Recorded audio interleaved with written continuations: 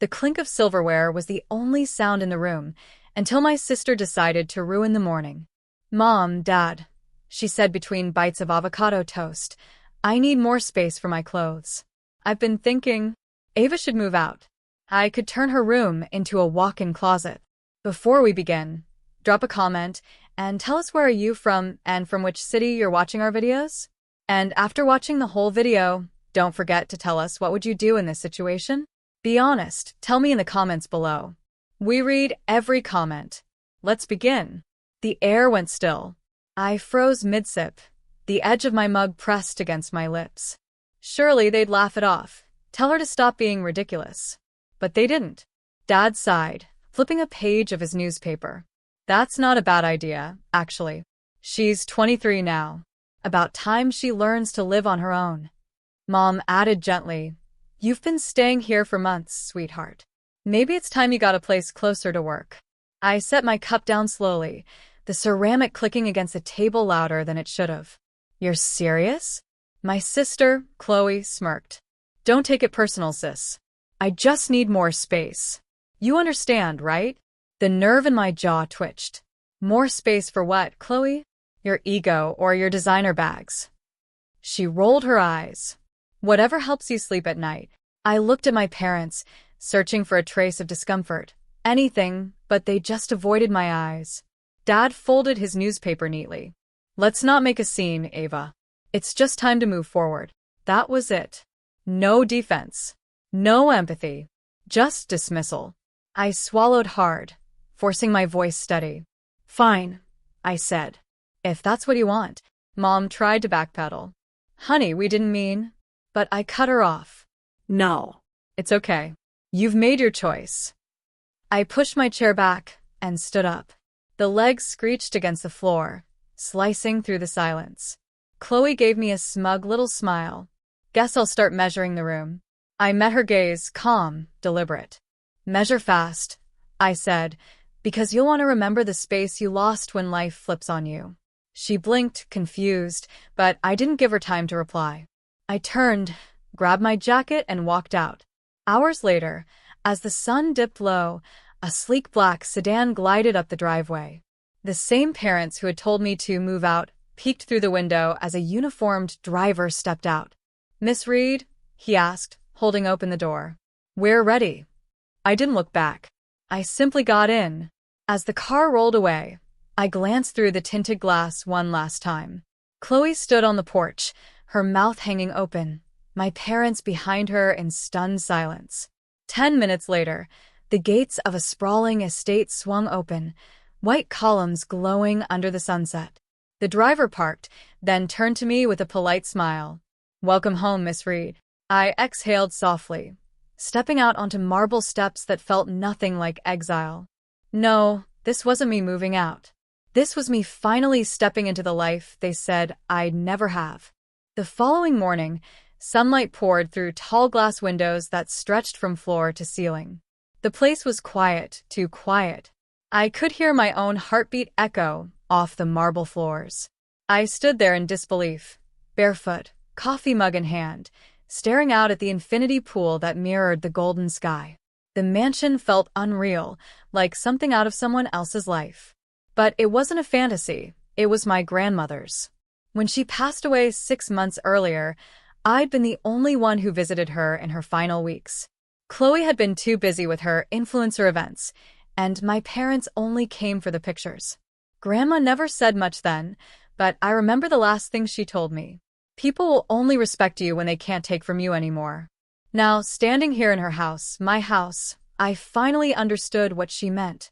A knock came at the door. A man in a dark suit stood outside, holding a briefcase. "Miss Reed," he said politely.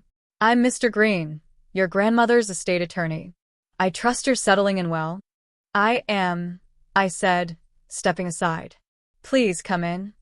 He walked through the grand foyer, eyes scanning the portraits lining the walls. "Your grandmother left everything to you," he began. "The property, the accounts, and her shares in Reed Holdings." That last part hit like thunder. "Wait, Reed Holdings? My father's company." He nodded. "Technically, it was hers. She just allowed your father to manage it. But upon her passing, full ownership transferred to you. I blinked.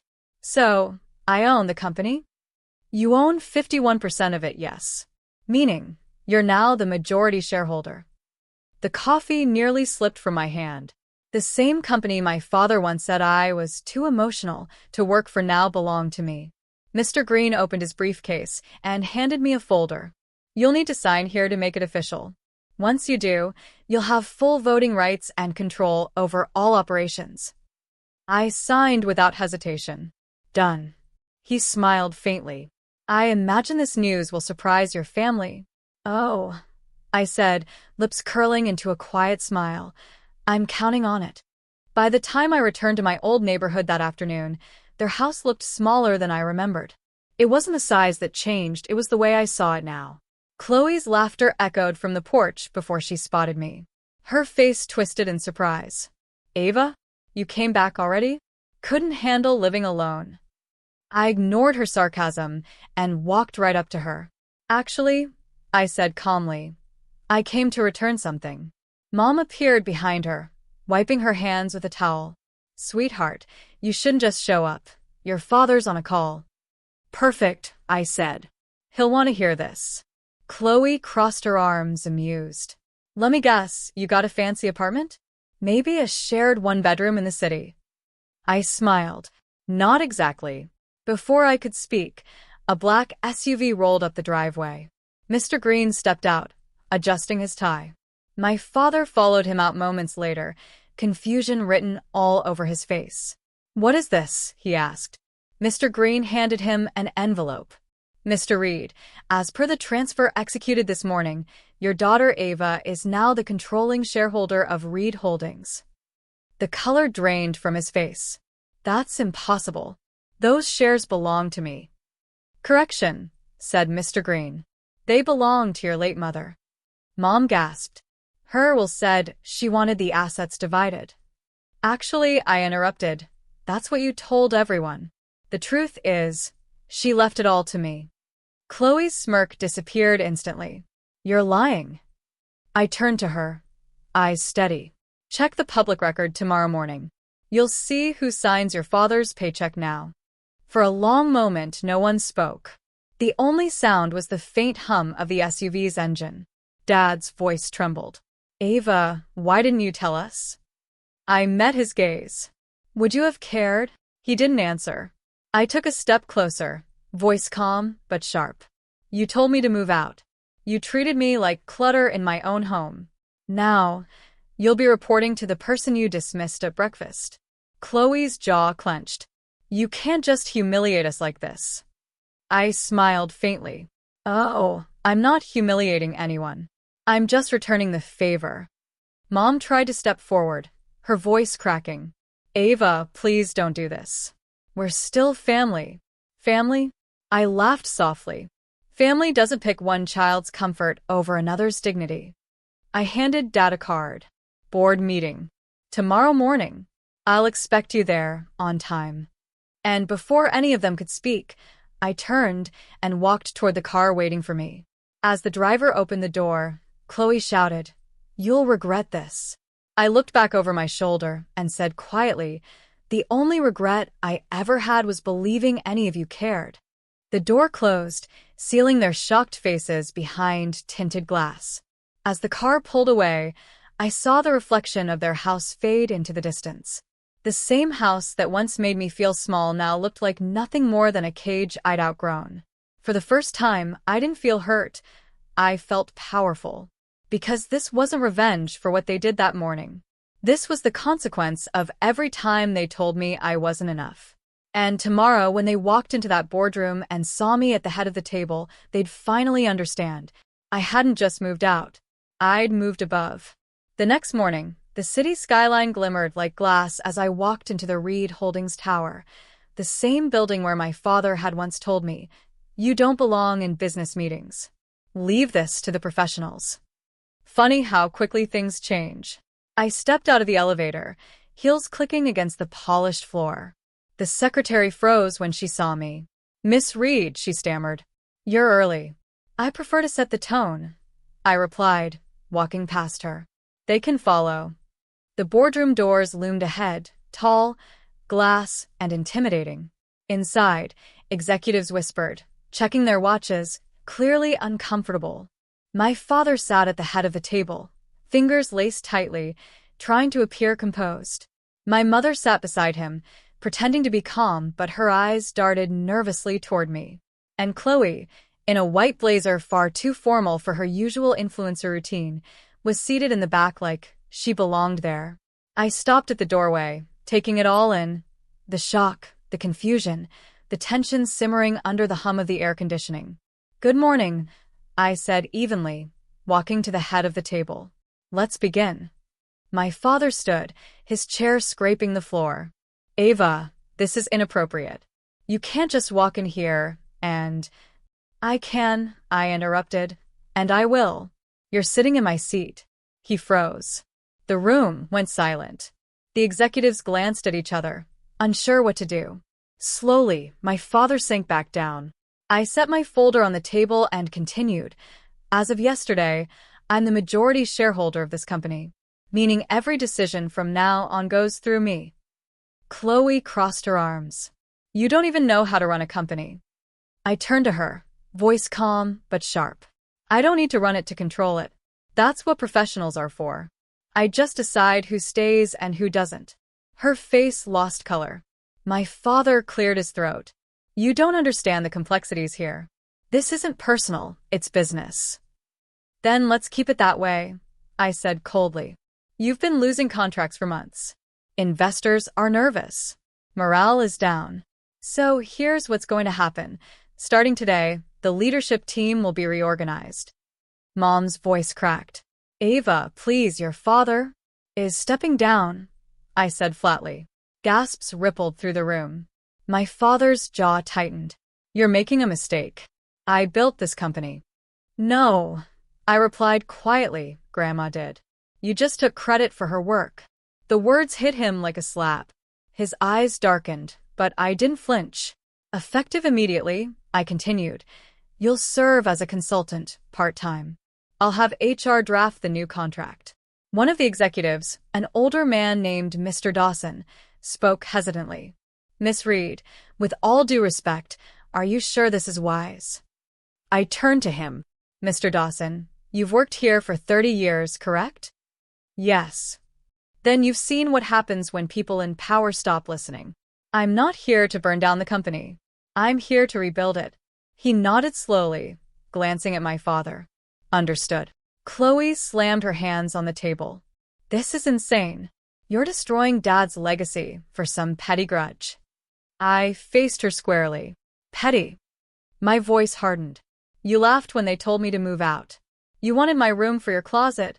That wasn't petty, it was cruel. And now you're learning what cruelty costs." Her lips trembled, but she didn't speak. I took a deep breath, then looked around the table. "I'm not here for revenge. I'm here for justice. This company has spent too long rewarding arrogance and ignoring loyalty. That ends today." The silence that followed was electric. My father finally looked up at me, eyes weary but full of something I hadn't seen in years, respect, or maybe fear. "You sound just like her," he said softly. "Like who?" "Your grandmother." That almost broke me. Almost. But I couldn't afford to soften. "Not now." "Meeting adjourned," I said. "I'll expect progress reports by next week." As I turned to leave, Chloe muttered, "You'll never be happy, you know that? All this power. It won't fill the hole we left." I stopped in the doorway and looked back. "I'm not trying to fill it," I said quietly. "I'm just making sure no one ever digs it again." Outside, as the glass doors closed behind me, I finally let the air leave my lungs. The sun hit the side of the building, glinting off the silver letters that spelled Reed Holdings. For years, that name had made me feel small. Now it was mine. Reporters were already waiting by the curb. "Miss Reed, is it true you took over your father's company?" one asked. I smiled faintly. "No," I said. "I took back what was already mine." As I got into the car, the driver asked, "Back home, Miss Reed?" I glanced at my reflection in the window, calm, composed, unrecognizable from the girl who once sat silently at her family's breakfast table. "No," I said with a small smile. "Not home. To headquarters." The city blurred by outside, the same streets I'd once walked through feeling invisible. But not anymore. Now, every mile forward was a reminder. I didn't just leave the house that morning because they told me to move out. I left because I was meant to outgrow it. And for the first time, I didn't feel like the daughter they discarded. I felt like the woman who finally turned the tables. 2 weeks passed before I heard from them again. By then, the company had begun to stabilize. New contracts were signed, morale was high, and the press labeled me the quiet heir who reshaped Reed Holdings. Every time I saw that headline, I felt a bittersweet pride. I hadn't done it to prove myself to anyone, but it did feel good to know that the girl they called unmotivated had rebuilt what they nearly destroyed. That afternoon, as I reviewed proposals in my office, the receptionist buzzed. "Miss Reed, your family is here." I closed the folder slowly. "Let them in." The door opened. My father entered first, slower than usual, his posture no longer commanding. My mother followed, holding her purse tightly, eyes red from crying. Chloe came last, her confidence gone, her designer clothes looking out of place against the tension in the room. No one spoke for a long moment. The hum of the air conditioner filled the silence. Finally, Dad said softly, "We didn't come for the company." "I didn't think you did," I said evenly. "What do you want?" He sighed, voice trembling. "To apologize. We treated you terribly, Ava. Your mother and I always failed you." Mom wiped her tears. "We were proud of you, just wrong in how we showed it.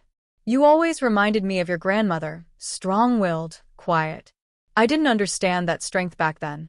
I leaned back in my chair, studying them. For years, I'd imagined this moment, how I'd yell, how I'd finally make them feel what I felt. But instead, all I felt was calm. "I'm not angry anymore," I said. "I just learned my worth the hard way." Chloe stepped forward, voice cracking. "Ava, I was awful to you. I know. I said things I can't take back. I thought life was about attention, not integrity." She swallowed hard. "I just want you to know I'm sorry." For the first time in years, she sounded sincere. I stood, walked to the window, and looked out at the city. Glass towers, sunlight streaking across the skyline. "You all thought throwing me out would break me, but it didn't. It built me." No one interrupted. I turned back toward them. "Grandma didn't give me all this because she wanted revenge. She did it because she believed in the kind of person who keeps going, even when no one claps for them. That's who I became." Dad lowered his head. "We don't expect forgiveness." "Good," I said quietly. "Because forgiveness isn't something I hand out. It's something people earn." Mom's voice was barely a whisper. "Can we at least see you sometimes? Not as the CEO. Just as family?" I studied her face, older now, gentler, maybe finally honest. "Maybe," I said. "But it'll take time." She nodded, tears falling silently. Chloe stepped forward, reaching out slightly, but she didn't touch me. "If you ever need me," I smiled faintly. "I don't, but thank you." They left quietly. When the door shut, I walked back to my desk and looked at the framed photo of Grandma. Her soft eyes seemed to hold a knowing smile. "Guess you were right again," I whispered. "People do respect you more when they can't take from you anymore." Outside, the sun dipped behind the skyline, painting the windows gold. The city looked alive, like 1,000 stories of people losing, breaking, and rebuilding again. I stood there, watching the light fade, and for the first time, I didn't think about revenge or loss, or the family that once underestimated me. I thought about peace. I wasn't the girl they pushed out at breakfast anymore. I was the woman who built her own table. And as the nightlights flickered across the glass tower that bore my family's name, I whispered quietly, "This time, I'm not moving out. The world moves for me,